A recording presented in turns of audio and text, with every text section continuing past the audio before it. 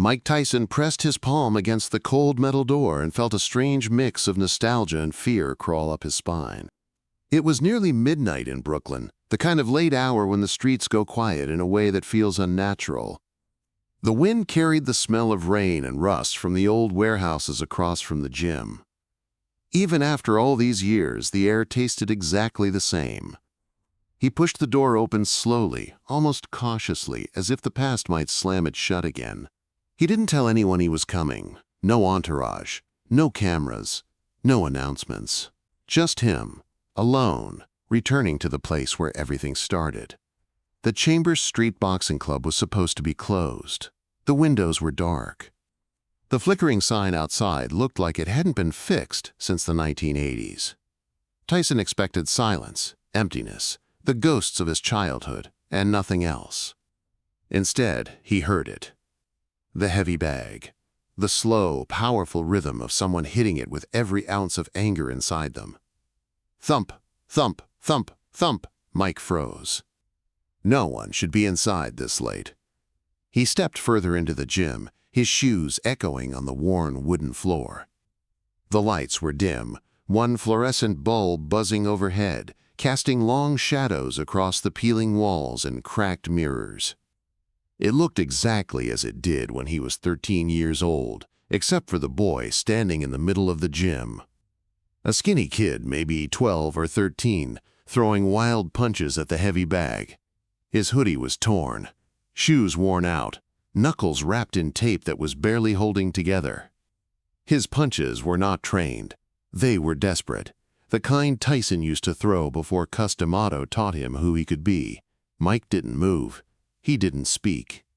He didn't want to scare him. He just watched. The boy hit the bag again, harder. His breathing was uneven, his shoulders tense. Every swing looked like it came from a place much darker than frustration. He hit like someone who didn't know how to cry anymore. Suddenly, the boy's legs gave out and he leaned forward, resting his head against the bag. Not in exhaustion. Mike recognized the trembling. The same trembling he had when he hid in abandoned buildings as a child, crying silently into his hands. Mike took one small step forward. The wooden floor creaked. The sound made the boy freeze. He spun around quickly, fists up, his eyes wide with fear. "Easy," Mike said softly, lifting both hands. "I'm not here to hurt you." The kid blinked, chest rising fast. He looked toward the exit, like he was ready to run. "I'm sorry," the boy said. "I'll go. I wasn't stealing anything. I just needed a place. I'll leave." Mike shook his head immediately. "You're fine," he said. "I used to sneak in here too." The boy lowered his fists a little, but he was still scared. You box?" he asked, voice cracking. Mike smiled gently. "Yeah, a little." The boy didn't recognize him yet. Of course he didn't. Kids didn't grow up watching him fight anymore. He was just another grown man in a dark gym. "What's your name?" Mike asked. "Jalen," he whispered. "How long you been hiding that bag?" Jalen looked away. "Since I got here." Mike nodded slowly. "You hid it like you're mad at yourself."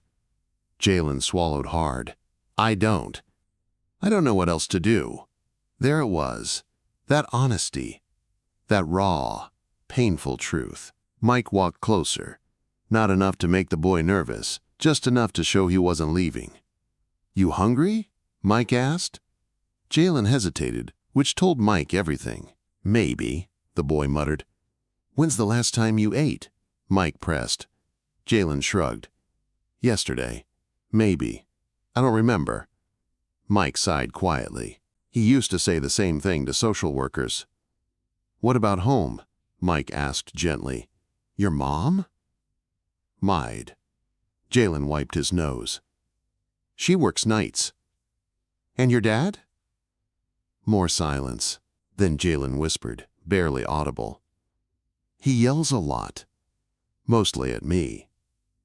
Mike felt something twist inside his chest. He had lived that life.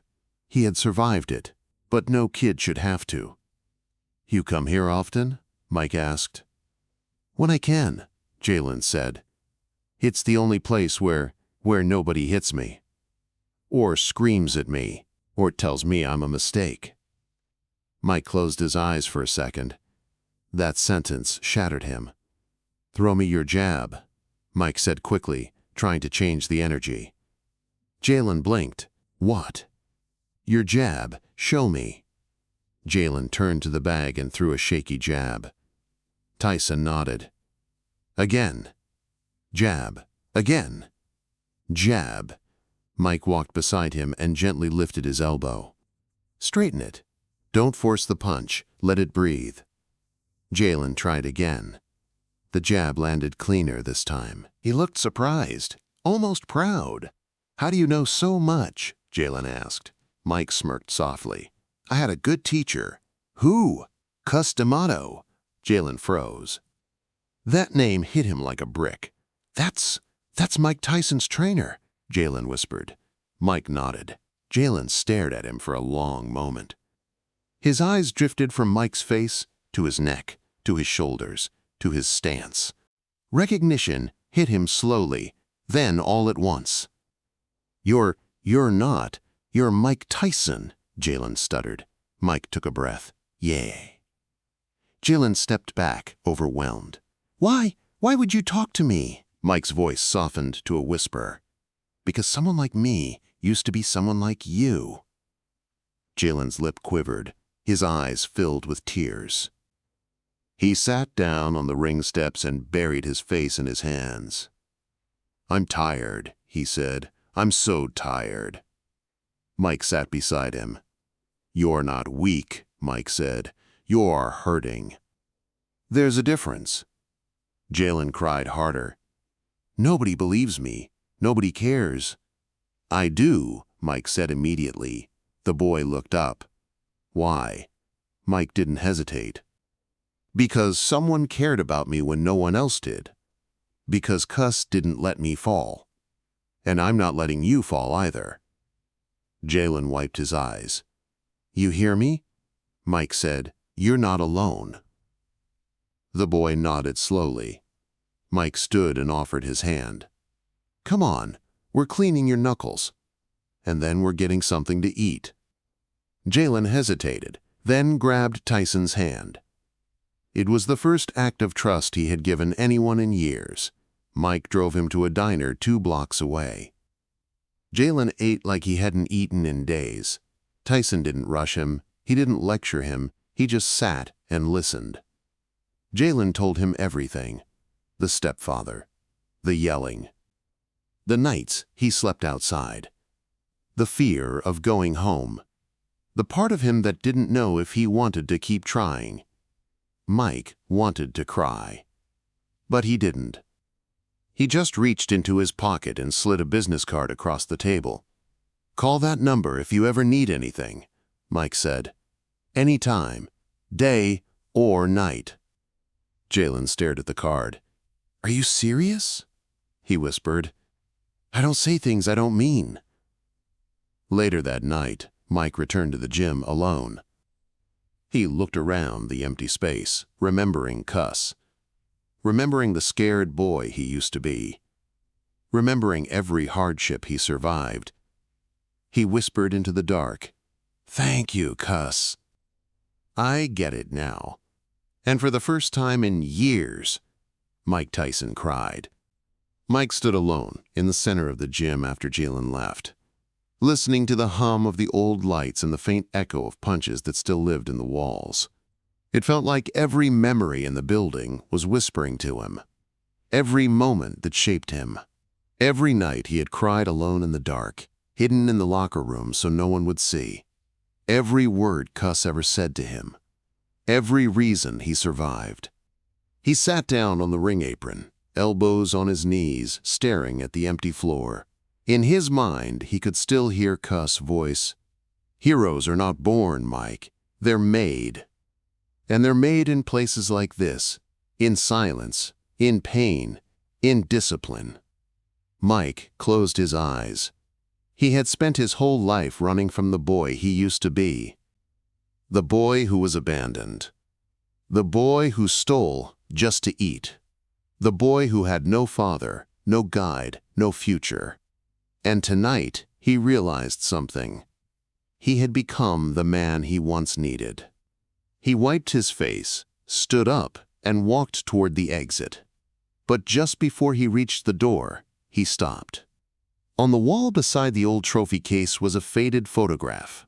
Cuss, standing behind a teenage Tyson, both of them younger, hungrier, and filled with a hope neither of them could put into words. Mike touched the photo with the back of his knuckles. "Thank you," he whispered. Then he stepped outside into the cool night air. The next morning, Tyson called the gym owner. He didn't explain, he didn't negotiate, he didn't advertise.